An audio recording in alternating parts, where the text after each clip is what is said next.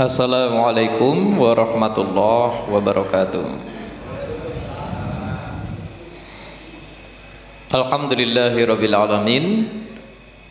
Wa bihi nasta'inu ala umri dunya waddin.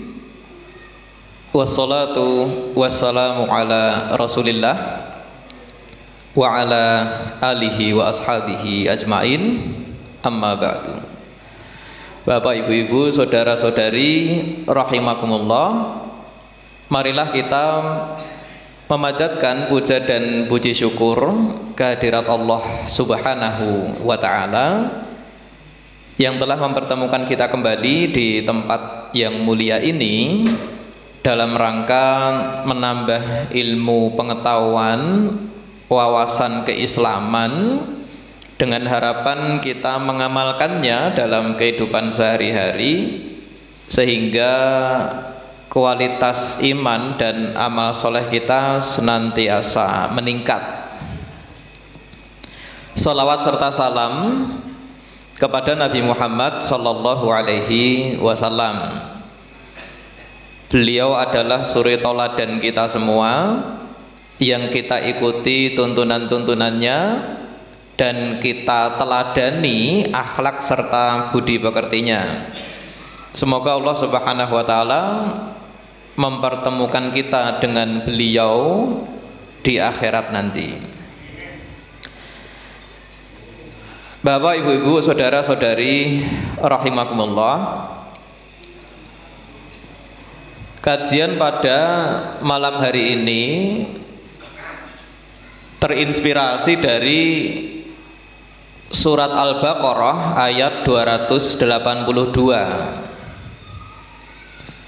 Satu ayat yang oleh ahli tafsir terkenal yaitu Imam Ibnu Katsir dikatakan hadhil ayatul karimatu atwalu ayatin fil Qur'anil azim. Ayat 282 ini ayat yang paling panjang di Al-Quran gitu. Ini kata Imam Ibnu Katsir. Ahli tafsir yang lain juga mengatakan hal yang sama.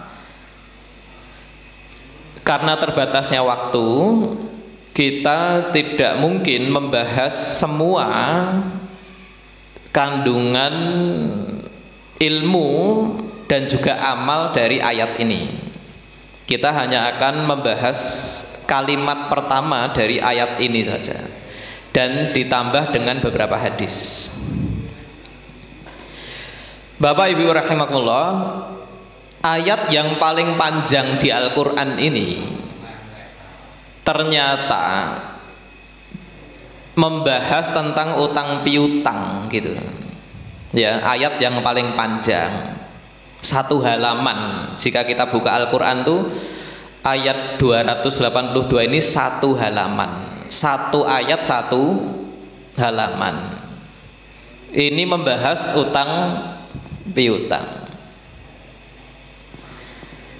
Nah, sehingga ini memberi isyarat bahwa masalah utang itu bukan masalah sepele. Ini masalah serius ini. Sampai Allah membahasnya sepanjang itu. Apalagi jika kita melihat hadis-hadis Nabi berkaitan dengan utang piutang. Maka ini masalah serius. Tidak boleh disepelekan. Maka di sana ada tuntunan-tuntunan.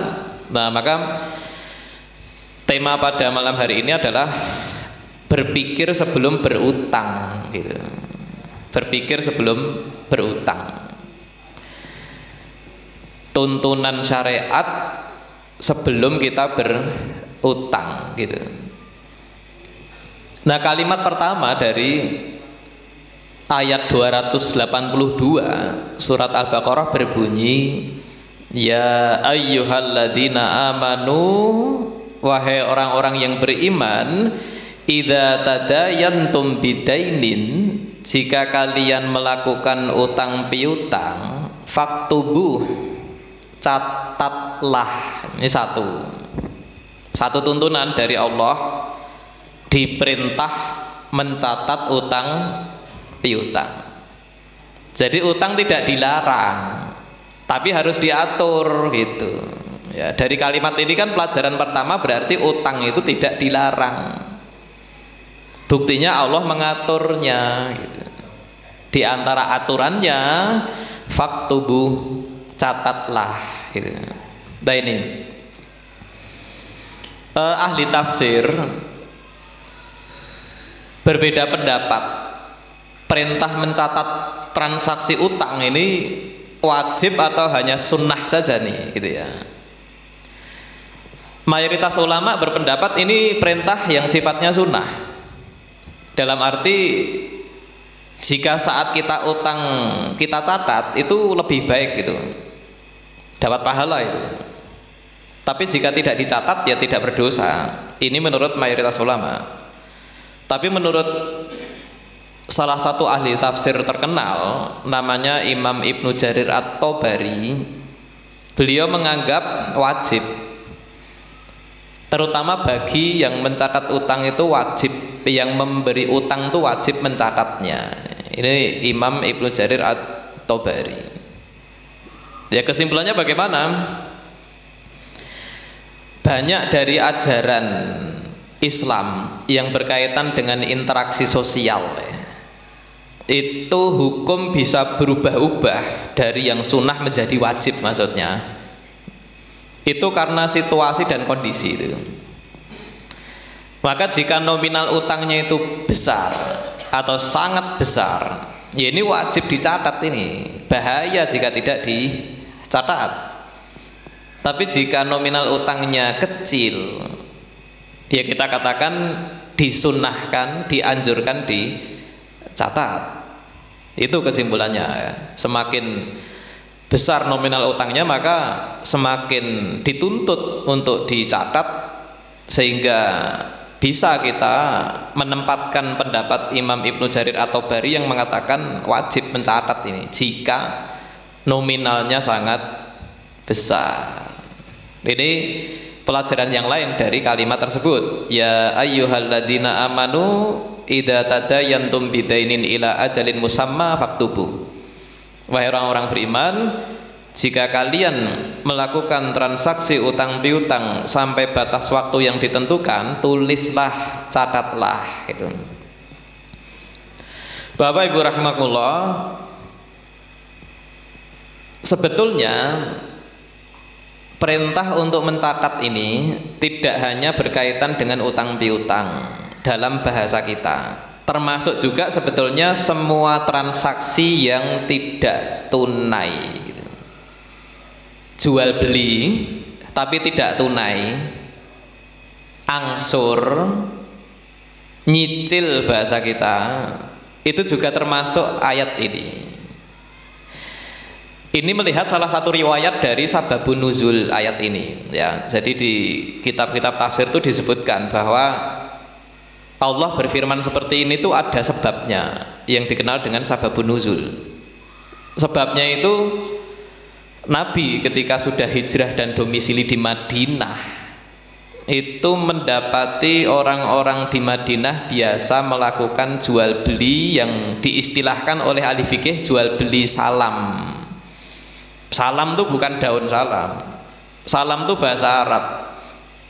Maksudnya model jual beli di mana pembeli menyerahkan uang terlebih dahulu, tapi barangnya nanti. Itu namanya jual beli salam. Tentunya dengan syarat dan ketentuannya. Dulu objek transaksinya buah-buahan. Kan biasa. Pembeli pesen gitu, tapi nyerahkan uang dulu. Nah nanti buahnya nyusul, tidak saat itu. Itu jual beli tidak tunai namanya. Nah itu menjadi sababun nuzul ayat ini. Wahai orang-orang yang beriman, jika kalian melakukan jual beli tidak tunai, maka catatlah jual beli tidak tunai sampai batas waktu yang ditentukan. Nah ini tambahannya tuh ya. Kemudian sekarang Kapan sebaiknya kita berutang jika memang utang itu boleh? Buktinya diatur Allah gitu ya. Nah, jawaban dari pertanyaan ini bisa kita simpulkan dari beberapa hadis. Di sini kami hanya akan mengambil contoh 2 hadis saja ya. Hadis pertama riwayat Bukhari. Jadi Nabi pernah berdoa, Allahumma inni a'udzubika minal hammi wal hazani wal ajzi wal kasali wal jubni wal bukhli wa dola'id daini wa ghalabatir rijal. Artinya, Allahumma, ya Allah, inni a'udzubika, aku berlindung kepadamu minal hammi wal hazani, dari kegelisahan dan kesedihan, wal ajzi wal kasali, aku berlindung kepadamu juga ya Allah dari kelemahan dan juga rasa malas, wal jubni wal bukhli, aku berlindung kepadamu ya Allah dari sifat pengecut dan bakhil, wa dola'id daini, dan aku berlindung kepadamu ya Allah dari terlilit hutang, wa ghalabatir rijal, dan dikuasai orang. Gitu. Ini hadis riwayat Bukhari. Nah, semua yang Nabi sebut tadi itu kondisi yang jelek gitu, atau sifat yang jelek ya. Ada malas, ada bakhil.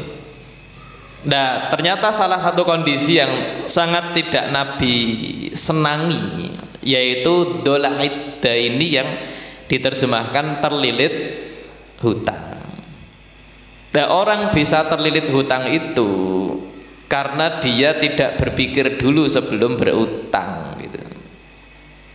Maka tema kita sekali lagi berpikir sebelum berutang. Berpikirlah dulu sebelum berutang. Jangan utang dulu mikirnya nanti gitu. Itu. Nah, terkadang orang itu berutang untuk hal yang remeh-temeh gitu, atau yang tidak penting. Oleh karena itu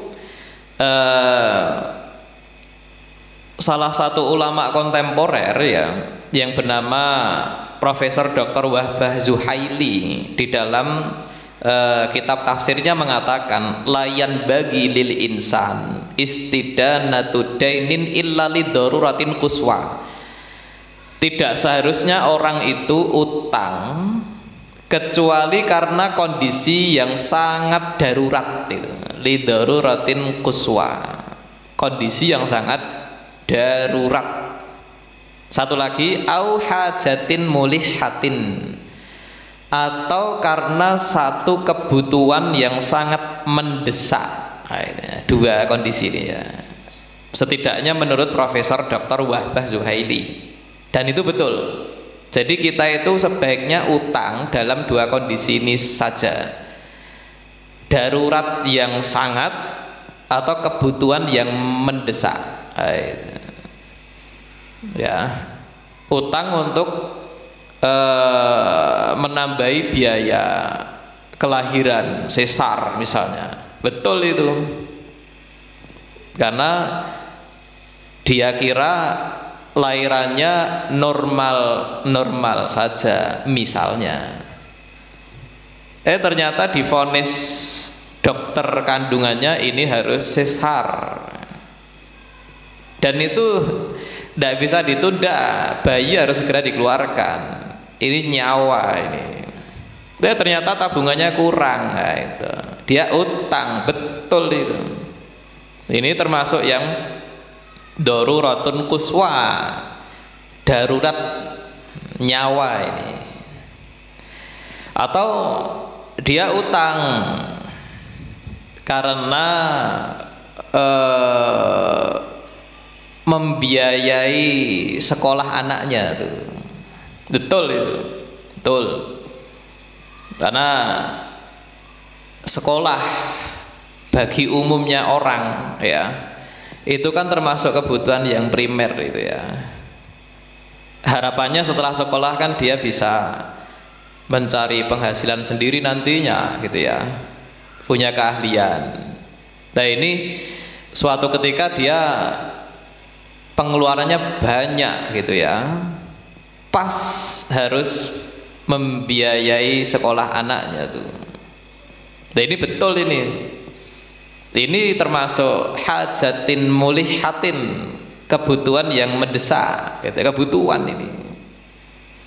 Nah tapi utang hanya untuk ganti HP yang tercanggih kayak ini, tidak masuk ini ya. Dia udah punya HP Android misalnya ya, Redmi misalnya, terpaksa kita sebut merek ini ya. Dia bukan seorang analis, bukan seorang pebisnis yang bermain saham ya. Dia Redmi cukup. Nah tapi dia pengen tuh, karena teman-temannya orang kaya misalnya, dia pengen iPhone yang harganya belasan juta tuh. Dia punya penghasilan, punya ya.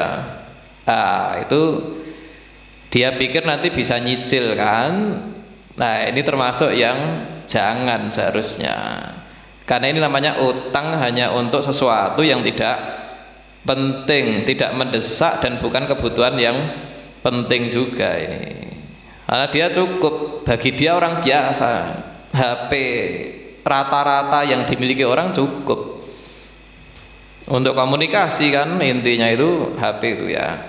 Ini sehingga utang untuk gaya hidup, ini tidak masuk, setidaknya menurut Profesor Dr. Wahbah Zuhaili tadi. Ya, kami ulangi lagi, layan bagi lil insan istidanatu dainin illa li daruratin quswa au hajatin mulihah. Tidak seharusnya orang itu utang kecuali karena kondisi yang sangat darurat atau karena kebutuhan yang sangat mendesak. Dan kita tahu mana yang darurat, mana yang mendesak, seperti yang saya contohkan tadi. Bapak Ibu rahimakumullah, jika kita laksanakan tuntunan ini ya, maka insya Allah kita tidak akan mengalami yang Nabi sebut dola'id dain tadi, terlilit hutang itu. Ya, jadi memang perlu kita itu dari awal sebelum ini ya, mengukur kemampuan, penting juga. Lalu berpikir panjang sebelum utang gitu. Itu tadi satu hadis ya dari doa Nabi, tapi kita bisa mengambil pelajaran tersebut. Kapan berarti baiknya utang? Ya, hadis Nabi, doa Allahumma inni a'udzubika minal hammi wal hazani wal ajzi wal kasali wal jubni wal bukhli wa dola'id daini wa ghalabatir rijal. Ya Allah, aku berlindung kepadamu dari kegelisahan dan kesedihan, kelemahan dan malas, sifat pengecut dan bakhil, terlilit hutang dan dikuasai orang. Ini hadis riwayat Bukhari. Alangkah sangat pentingnya doa ini. Doa dibaca, tuntunan dilakukan. Hadis yang kedua, hadis riwayat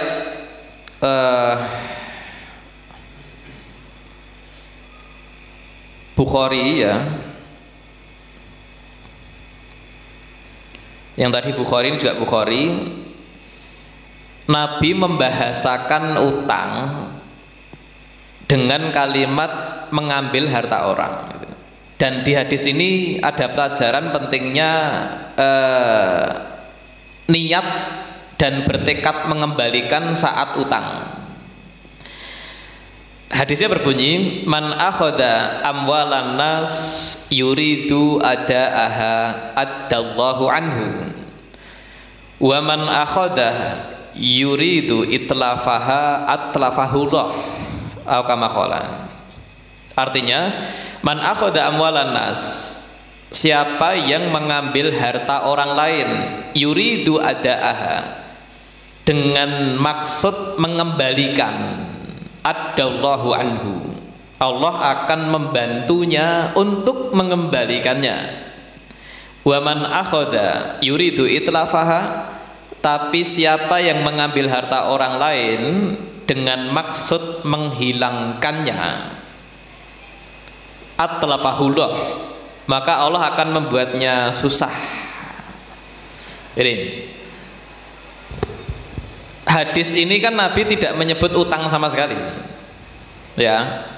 Tapi ahli fikih itu memahami hadis ini sebagai utang, sehingga maksud hadis ini barang siapa yang utang dengan niat dan maksud mengembalikan, Allah akan membantunya itu.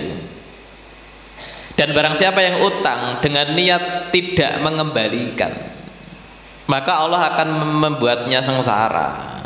Itu makna hadis seperti ini.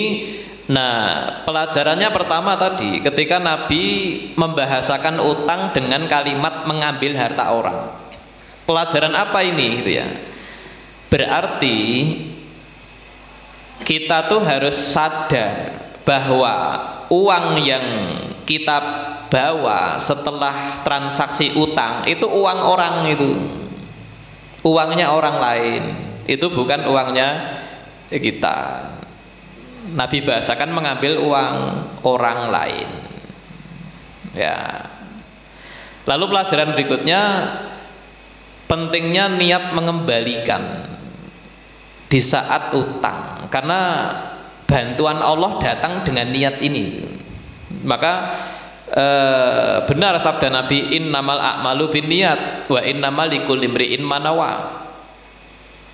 Sesungguhnya amal itu ditentukan niatnya, dan orang akan mendapatkan apa yang dia niatkan. Dia niat sejak awal ingin mengembalikan uang ini, ya Allah akan bantu, kan begitu. Nah, dari sini juga pentingnya kita itu perhatian dengan utang ini, sekalipun yang memberi utang kita lupa. Kan kadang terjadi itu ya, jatuh tempo pelunasan utang itu misalnya besok gitu ya, tapi besok udah lewat, kita tidak ditagih, kita ya diam saja gitu. Nah, ini jelas bertolak belakang dengan tuntunan Nabi tadi. Karena jika seperti itu, berarti kan ini kurang niat gitu ya. Kurang niat mengembalikan berarti ini. Apalagi dia berharap supaya yang memberinya utang tuh lupa gitu. Wah, ini ya gawat. Masuk sabda Nabi, wa man akhadha yuridu itlafaha ini. Siapa yang utang tapi memang niatnya itu tidak mengembalikan, atlafahullah, Allah akan membuatnya sengsara malah. Jadi selain kita berpikir ya sebelum utang, juga pentingnya niat saat kita berutang, yaitu niat mengembalikan. Bapak Ibu rahimakumullah, itu tambahan keterangan untuk kalimat pertama dari firman Allah, ya ayyuhalladzina amanu idza tadayantum bidainin ila ajalin musamma faktubu. Lalu kita mengambil kalimat yang lain dari surat Al-Baqarah 282, kalimat yang berisi tentang fungsi dan manfaat catatan utang itu. Allah mengatakan, wala ya'bas syuhada idza ma du'u wala tas'amu an taktubuhu saghiran aw kabiran ila ajalih dzalikum aqsatu 'indallah wa aqwamu lisyahadah wa adna alla tartabu. Al-ayah. Artinya, janganlah kamu bosan mencatatnya sampai batas waktunya, baik utang itu kecil maupun besar. Ini sama seperti yang tadi. Yang demikian itu lebih adil di sisi Allah. Ini satu ya. manfaat dan fungsi dari catatan ini lebih adil menurut Allah. Lalu berikutnya, dan lebih menguatkan kesaksian. Dua. Yang ketiga, lebih mendekatkan kamu kepada ketidakraguan. Ya, dari satu kalimat ini ada 3 fungsi dan manfaat catatan utang itu. Allah katakan dzalikum aqsatu indallah, yang terjemahnya dengan mencatat utang besar maupun kecil nominalnya ini lebih adil menurut Allah ini. Nah, kenapa adil? Adil itu identik dengan menjaga dan menghormati hak orang lain, tuh adil itu. Ya, dengan adanya catatan kan hak pemilik uang yang telah bantu kita gitu, dengan memberi utang kita akan terjaga hak dia tuh, tidak akan disia-siakan hak dia. Ada jelas catatannya nih, saya meminjam uang sekian tanggal sekian, ya jamnya sekian, ini haknya akan terjaga. Bayangkan jika tidak ada catatan itu, ya, bahkan ketika yang memberi utang menagih tanpa ada catatan tuh, yang ditagih bisa saja bantah itu, nggak pernah utang saya, mana buktinya, tidak ada. Nah, maka ketika ada catatan, dzalikum aqsatu indallah, ini lebih adil. Lalu fungsi kedua Allah katakan wa aqwamu lisyahadah, yang diterjemahkan lebih dapat menguatkan kesaksian. Ya, jika kita baca ayat 282 ini memang Allah menyinggung tentang saksi. Jadi sebetulnya selain perintah mencatat utang, juga ada perintah untuk menghadirkan saksi. Tapi ya minimalnya catatan tadi. Kalau nominalnya sangat besar ya perlu saksi memang. Jika utangnya sampai ratusan juta, ya, puluhan juta, atau jika transaksi jual beli tidak tunainya sampai puluhan juta, ya perlu saksi memang, perlu saksi. Karena mungkin saja ada catatan tapi dibantah gitu, itu kan yang nyatet kamu gitu. Tapi jika ada saksinya, nah maka tidak mungkin dibantah tuh, sehingga haknya terjaga dan kuat gitu. Lalu yang terakhir Allah katakan wa adna alar tatabu, dengan adanya catatan ini lebih dapat menguatkan lebih mendekatkan kamu pada ketidakraguan.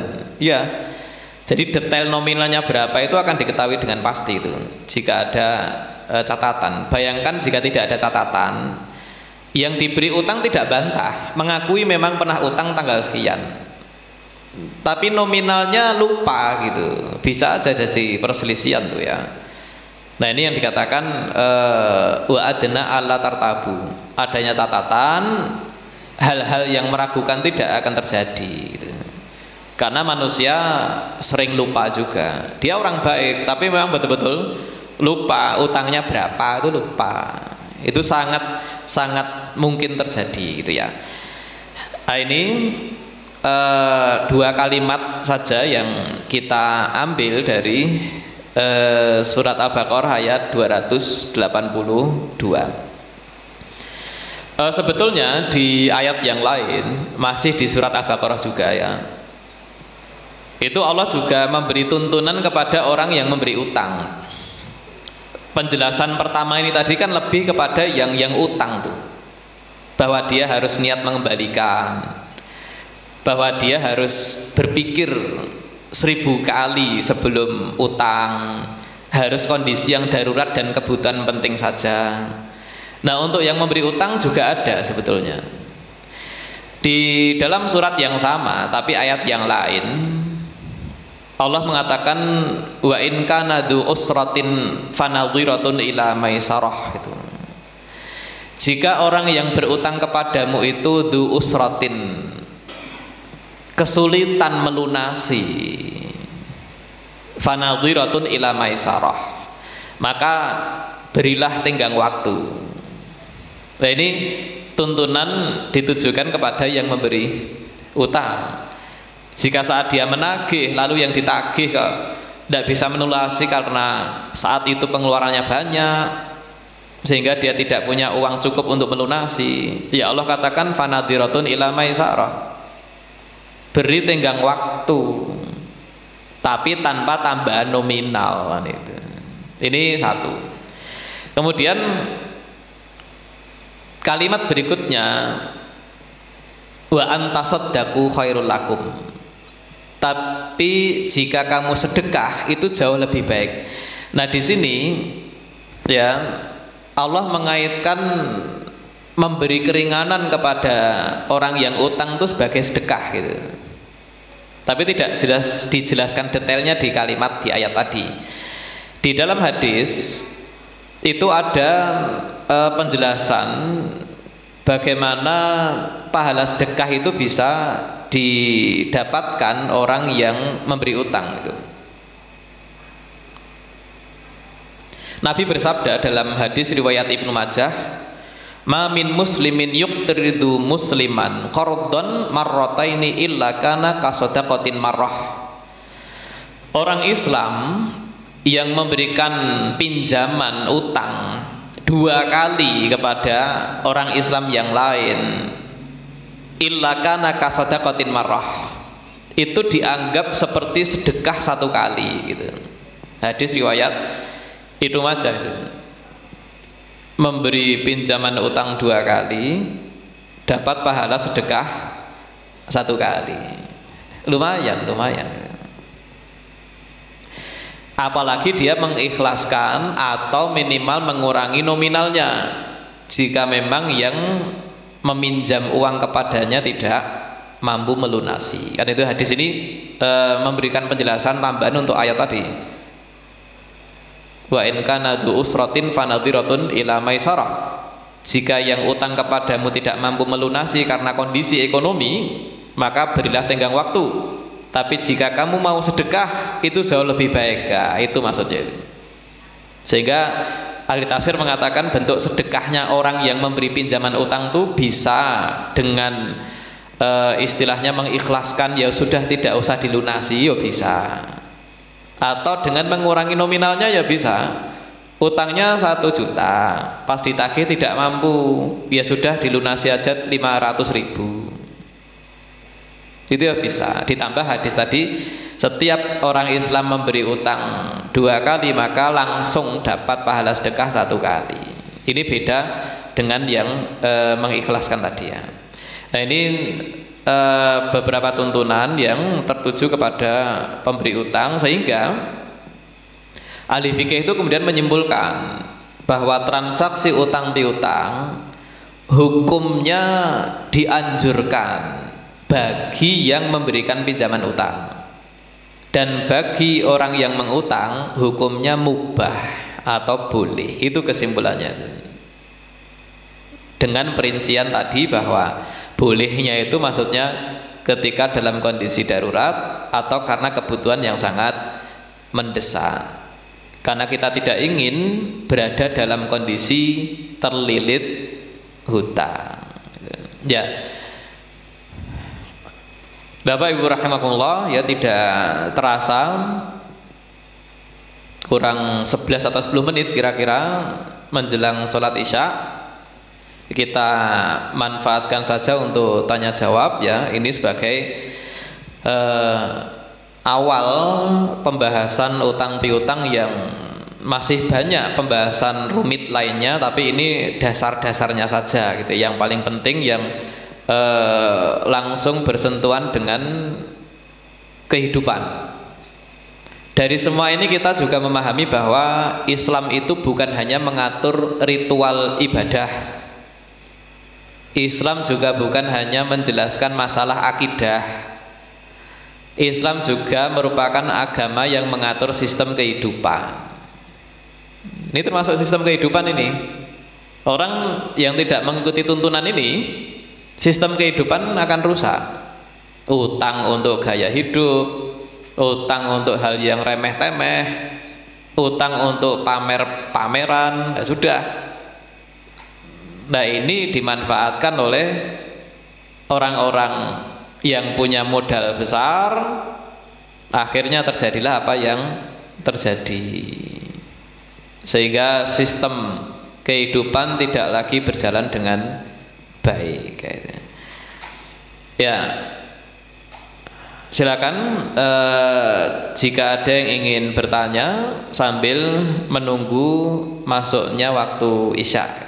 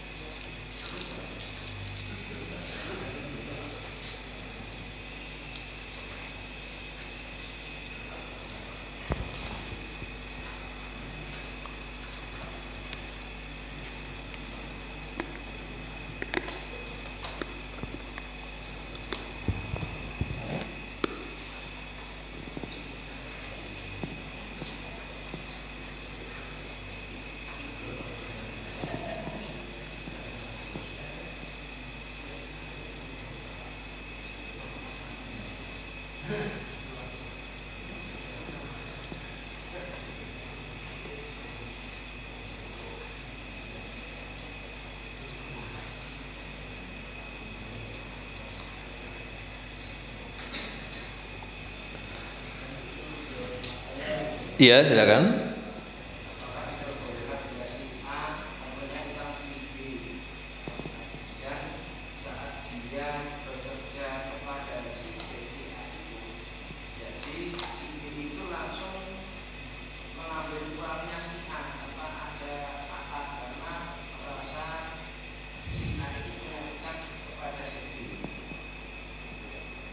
Ya, berarti karena yang meminjam uang ini meremehkan utangnya, berarti bukan karena lupa, ya kan? Karena meremehkan utangnya, padahal ini yang dimaksud pertanyaan, padahal dia mampu sebetulnya untuk melunasi, ya kan, itu ya. Lalu dia berarti punya apa ya istilahnya, otoritas untuk apa istilahnya, motong ininya ya, motong apa gajinya gitu ya, motong upahnya gitu kan. Itu berarti gambaran pertanyaannya ya. Ya, jadi banyak sebetulnya hadis terkait utang piutang ini. Tadi kita tampilkan 2 saja kan. Ada hadis yang berbunyi matlul ghaniyyi zulmun gitu. Matlul ghaniyyi zulmun. Orang yang kaya dalam arti mampu melunasi utang, tapi dia sengaja mengulur-ulurnya, zulmun. Itu adalah kezoliman. Jadi kezoliman bukan hanya memukul orang, bukan hanya merampas harta orang, bukan hanya mencuri, tapi juga orang kaya mampu melunasi utang tapi tidak mau. Matlul ghaniyyi zulmun. Nah, dari hadis ini ya, para ulama zaman sekarang ini, itu kemudian ada yang memunculkan fatwa, berarti memberi sanksi kepada orang kaya yang sengaja tidak mau melunasi utang itu boleh. Cuman otomatis sanksi di sini pihak yang punya otoritas ya, dan sanksinya sesuai. Nah ini tadi ya, pertanyaannya ini ada orang yang satu punya otoritas ya, yang satu karyawan biasa, punya utang tuh, dia tahu karyawannya ini sanggup melunasi tapi tidak menggubris utangnya tuh. Apakah boleh langsung mengambil sebagian upahnya dianggap sebagai angsuran cicilan utangnya? Boleh kan begitu. Nah di dalam fikih itu ada boleh, ada yang dianjurkan. Tapi pertanyaannya ini kan, orang tersebut sebetulnya mampu melunasi, tapi jika orang itu kesusahan ya tidak boleh kan begitu. Ini pertanyaannya, orang ini dia mampu dia, ya diketahui dengan jelas mampu, bahkan punya sambilan ya, usaha lain gitu. Tidak menggubris utangnya tuh. Itu ya. Orang ini kesusahan jelas ini bukan yang dibahas. Orangnya kesusahan ya tidak boleh, kasihan loh. Allah jelas fanadhiratun ila maisarah. Jika yang utang itu tidak mampu melunasi ya diberi tenggang waktu gitu ya. Nah ini jawabannya barangkali itu yang bisa kami pahami dari pertanyaannya tuh.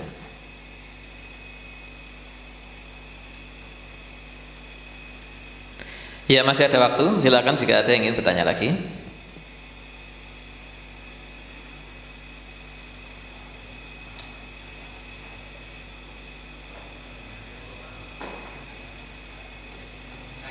Ya. Waalaikumsalam warahmatullahi wabarakatuh. Umpama saya sebagai pengguna, Iya. terus sudah dikasih denda katakanlah sebulan, sebulan belum bisa bayar. Iya.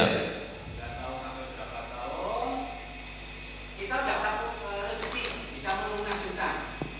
Kita melunasi hutang, ternyata orangnya sudah meninggal, atau mungkin kasus yang lain orangnya sudah pergi. Oh ya. Gimana caranya? Untuk melunasi hutangnya itu, masalahnya ini kan hutang kalau kita nggak bayar, kita berhenti. Ya bisa. Iya. Waalaikumsalam warahmatullahi wabarakatuh. Ya singkatnya dia serahkan uang itu ke keluarganya. Singkatnya begitu. Anaknya, istrinya, orang tuanya gitu. Kenapa? Karena seandainya dia meninggal, maka uang tadi itu statusnya adalah uang warisan tuh. Warisan yang paling berhak itu ahli waris yang paling berhak. Ada ahli waris yang tidak terkalahkan. Kalau yang meninggal itu seorang suami, ahli waris yang tidak tergantikan itu istrinya gitu ya.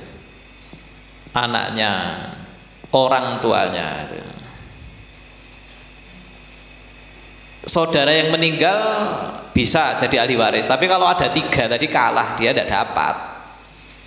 Laki-laki meninggal, punya istri, punya anak, punya orang tua, ya mereka ini yang akan mendapatkan warisan, singkatnya gitu. Nah maka jelas ya, kita punya utang ke si A meninggal, ya kita serahkan itu kepada keluarganya. Yang saya sebut tadi, yang status mereka adalah ahli waris. Nah kalau dia pergi, dia masih hidup tapi pergi, ya zaman sekarang itu sarana komunikasi mudah ya sama, kita cari tahu dia, nomor WA dia dari keluarganya. Ini yang masih hidup tapi pindah domisili gitu, itu caranya tuh, karena itu bukan uang kita, itu uang dia. Nah itu jawabannya ya. Ya. Ya.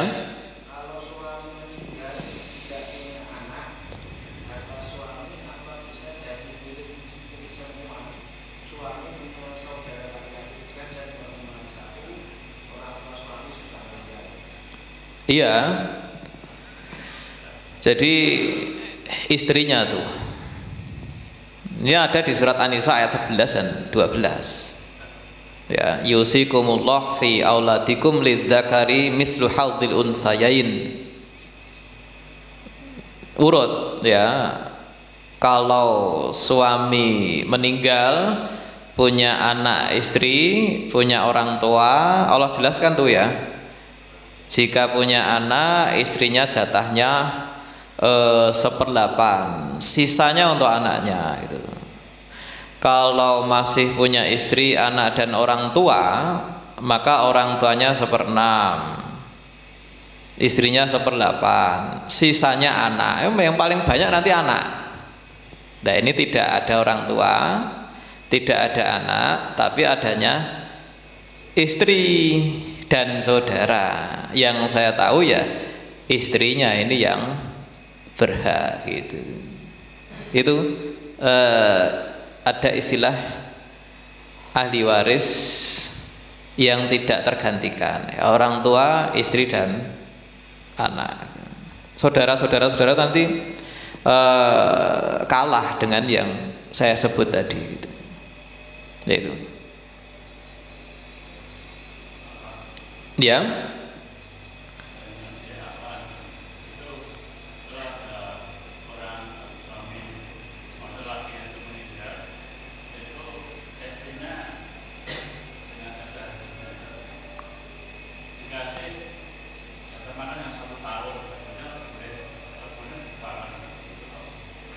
Hadisnya gimana? Suami meninggal,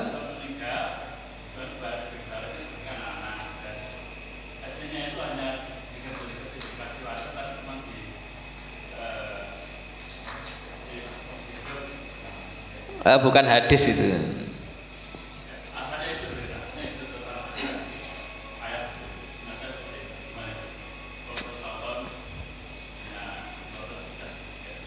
Iya bukan hadis itu ya.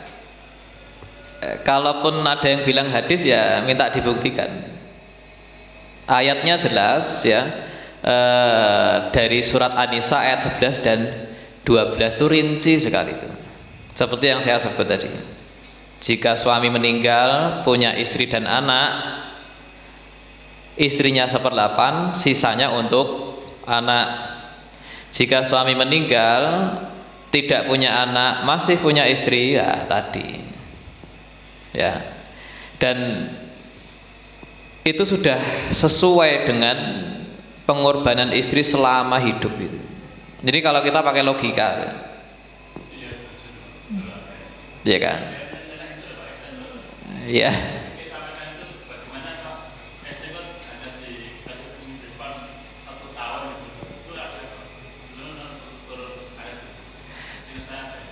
Ya nanti akan saya buktikan ya.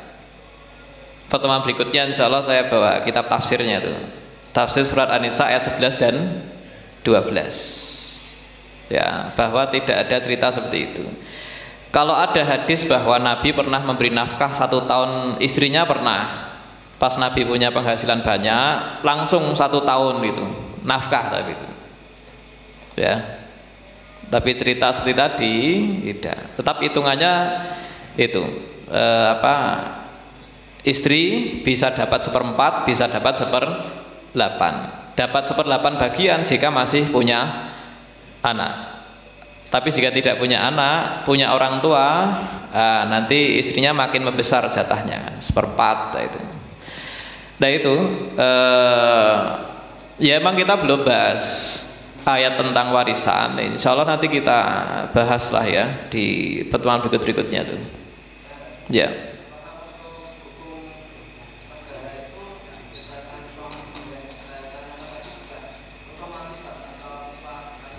Oh, ya kalau kita bicara hukum negara lain lagi nih ya. Yang kita bahas tadi hukum syariah ya. Ya nanti kalau kaitan hukum negara tuh ada istilah harta gono gini itu, repotnya di situ tuh. Itu sebetulnya harta suami atau itu sebetulnya harta istri, dianggap seperti harta berdua, gitu kan? Itu lain lagi nanti ya, itu daripada ya kan berselisih berkepanjangan ya mau gimana lagi kan gitu. Yang penting kita pengen tahu saja syariat tuh aturannya gimana. Ya syukur-syukur bisa menerapkan apa yang ada di dalam syariat gitu. Tapi jika kondisi kalau menerapkan syariat jadinya malah ya susah yang berkepanjangan, nanti dituntut sana dituntut sini ya, bisa diurus harus bayar segini ya, pengacara macam-macam bahas gitu. Jadi memang bisa lain antara hukum syariat dengan hukum negara terkait harta ini karena muncul istilah harta gonogini gitu ya. Ya insya Allah nanti kita akan kenalkan sedikit ya tentang pembagian harta warisan yang sekali lagi ada di surat An-Nisa ayat 11 dan 12 ya. Ya, semoga bermanfaat. Wa sallallahu ala nabiyyina Muhammad wa alihi wa sahbihi ajmain. Subhanakallahumma wa bihamdik asyhadu an la ilaha illa anta astaghfiruka wa atubu ilaik. Assalamualaikum warahmatullahi wabarakatuh.